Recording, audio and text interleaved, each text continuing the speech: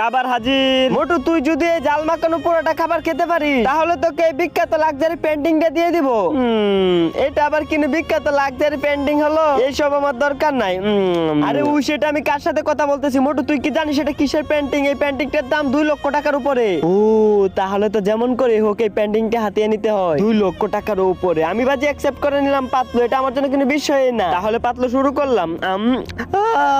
পুরো গেল রে আমার মুখটা। আমি তো আগেই বলেছি এই পেন্টিং জিতে অত সোজা না। বাজি এখনো শেষ হয় নাই, পুরোটা আমি খেয়ে ছাড়বো আজকে। জাল লাগতেছে, সমস্যা নাই, তাও পুরোটা খাবো আমি। আরে মোটে এটা কেন জাল হলো? দাঁড়া তোরে আমি আরো মরিচের সস দিতাছি। এই নে মরিচের সস। আরে হুই এটা তুই কি করছিস বদলা? আর দিস না বেটা, আমি এমনি মরে যাচ্ছি মরিচের ঝাল খেতে খেতে। এত দামি লাক্সারি পেন্টিং জিততে গেলে তো হালকা জাল খেতেই হবে।